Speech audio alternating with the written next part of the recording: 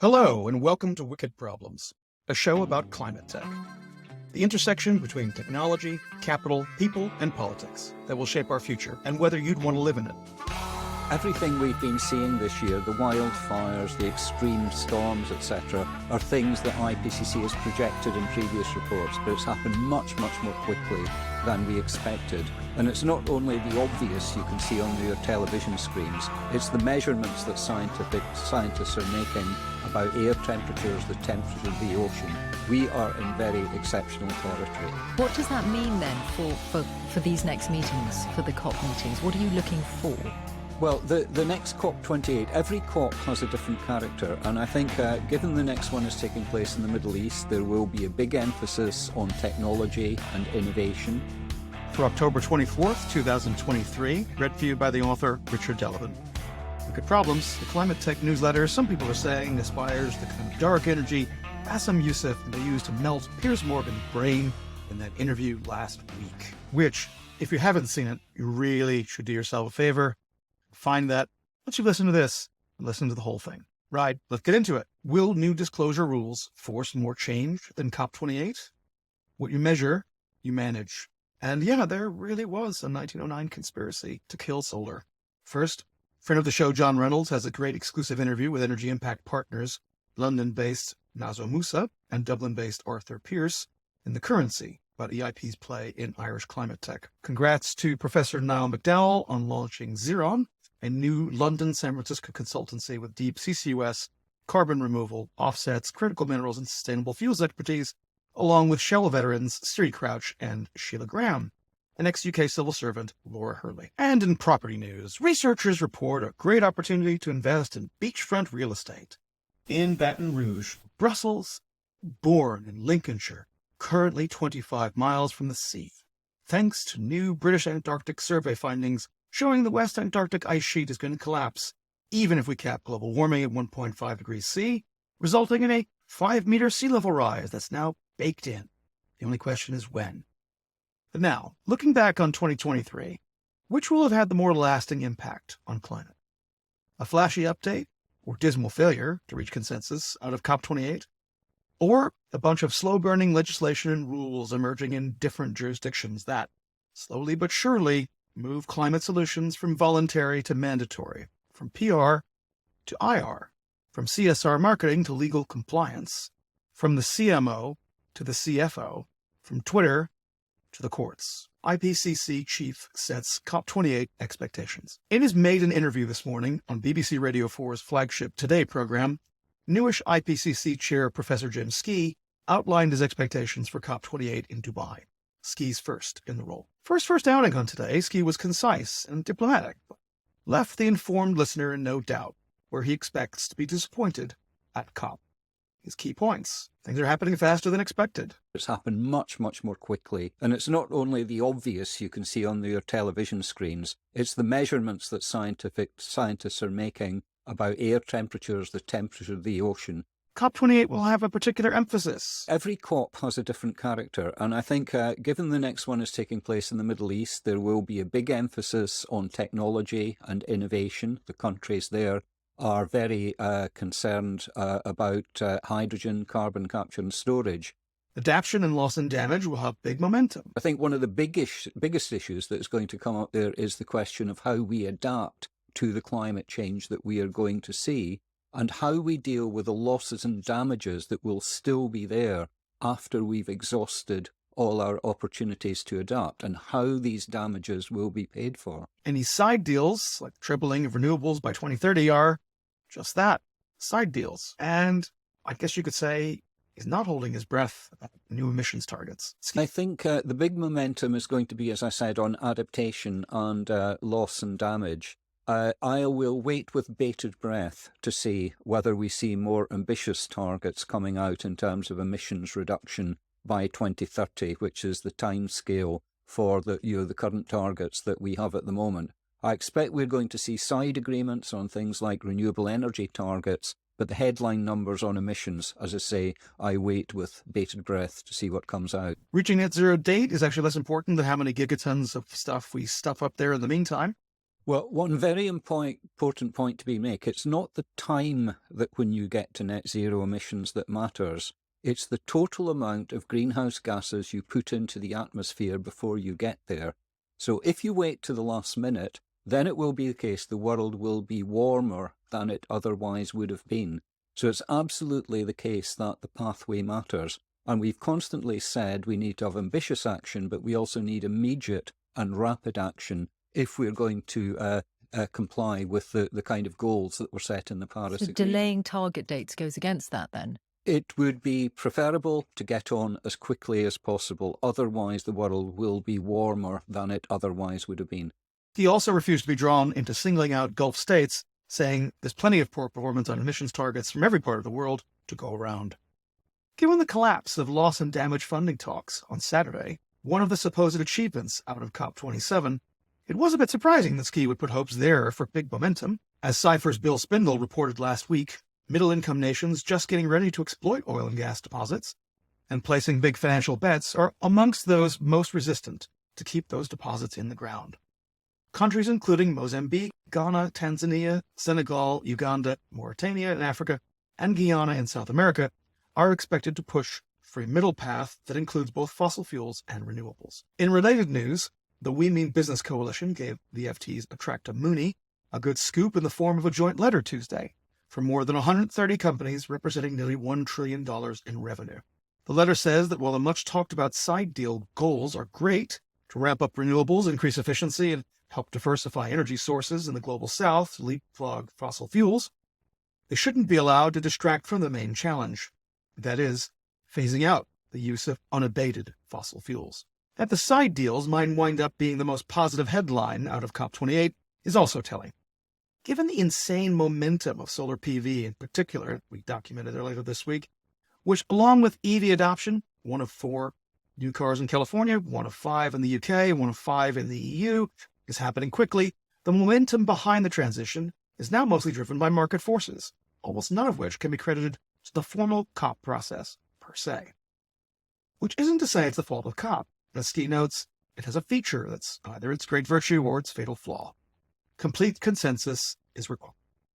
Only actions by individual governments have enforceability, which is interesting. What you measure, you manage. It seems obvious that if you were serious about climate solutions, you'd need to have some idea of the real scope of your contribution to the problem. Unless, of course, you're smart enough to realize that quantifying your emissions is the first irreversible step to taking what was previously a free negative externality and converting it to a handy way others to hold you responsible for doing something about it. Many readers won't have heard of SB 253, one of a bunch of California climate bills signed into law this month, but it requires about 5,000 companies with more than $1 billion in global revenues that do business in California, including, about to get much bigger after swallowing up Hess for $53 billion, oil supermajor Chevron, but also most of the major tech giants, including Alphabet, Apple, Meta, to report on all their emissions, not just so-called Scope 1 and Scope 2, the emissions over which companies have the most direct control, but Scope 3, which means disclosing the emissions from your entire supply chain and your customers as they use your product. Sounds reasonable, right? This is some woolly-headed, badly thought-out ESG investment thing that sounds great to the woke-a-rati, but falls apart under its own conflicting objectives, which created a target-rich environment for so many oil-soaked U.S. red state attorneys general and legislatures that it gave rise to green hushing. This is just numbers. Let's just have the facts we can agree on so we can have a starting point. And yet, many big businesses fought for 2-year rearguard action to lobby to defeat the measure. Less wonky name, the California Climate Corporate Data Accountability Act. Opponents included Meta, Facebook, Instagram, and WhatsApp, along with Shopify and Cisco, paid lobbyists, here's a link to their disclosure form in the text, to try and defeat the bill, as did Chevron, which paid at least part of its $1.2 million lobbying budget from this spring alone in the state to try and kill it, alongside other old energy business lobby groups. That law, plus a potentially even more intriguing one in SB 261, which requires companies to quantify and disclose their climate balance sheet risks, is a time bomb under efforts to delay and distract Because it's California, soon to be the world's fourth largest economy if taken on its own, what it does sometimes becomes a de facto national standard in the U.S. and beyond. As one observer told Yale Climate Connections, "I think this is a really big deal," said Lynn M. Lopucki, professor at the University of Florida Law School, noting that the Securities and Exchange Commission has been working on its own corporate disclosure rule for years to no avail. Lopucki, who recently had a paper published in the UC Davis Law Review on the shortcomings of voluntary reporting of greenhouse gas emissions, said that once the California law takes effect, it won't matter what the SEC or other states might do, because nearly every large company in the United States, and editors note, much of the world, that does business in California will be forced to report its emissions. So this really is a national bill, Lopucki said. That reality was seized on by lawmakers seeking to push the SEC to get its own reporting requirements into action.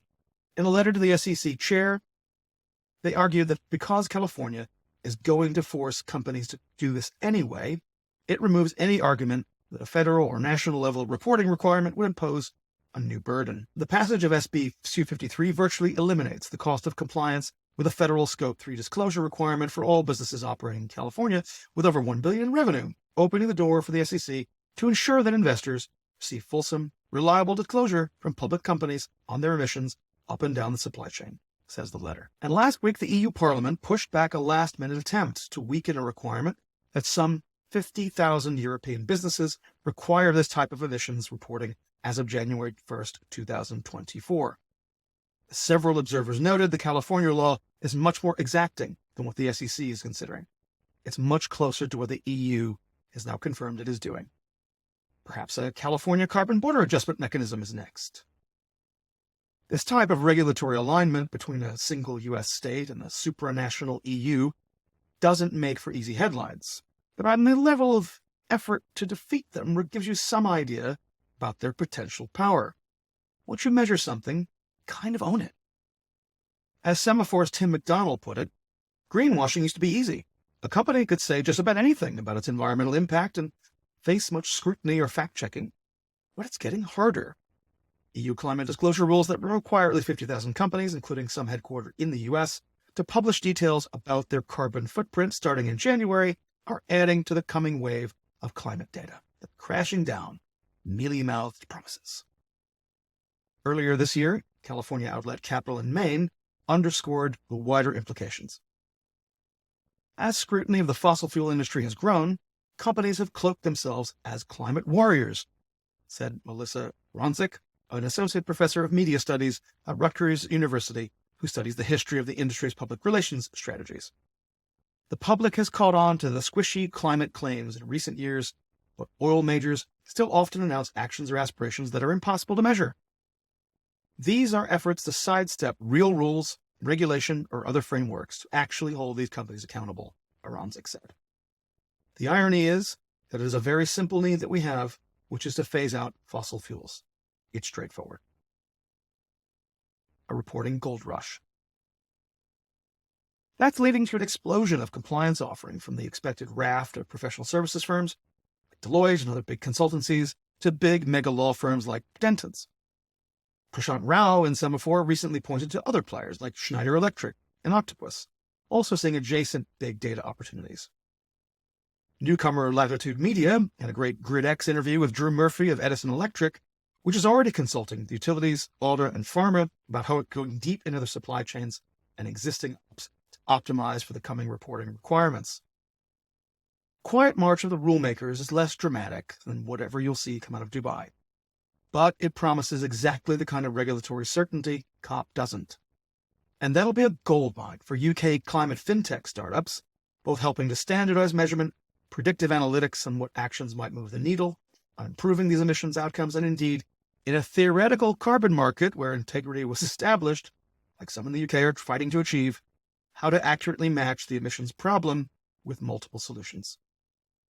As SIFT had reported earlier this year, the UK has been a leading destination for investment in climate fintechs, with $64 million invested to May of this year alone. Expect a lot more to come.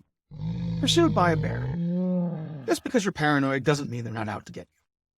Massive kudos to Oxford postdoc Sugandha Srivastava, who in her research unearthed a 1909 conspiracy to suppress solar panels involving an actual kidnapping and extortion plot Canadian inventor George Cove created in 1905, a solar panel and crude battery that enabled a week's worth of household electricity to be collected on just 2 sunny days.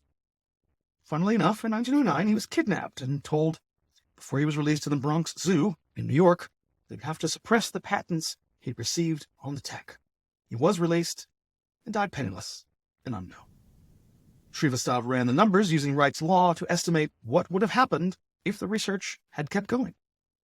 By her pretty conservative estimate, we would have achieved the kind of solar PV efficiency gains now at least 20 years earlier.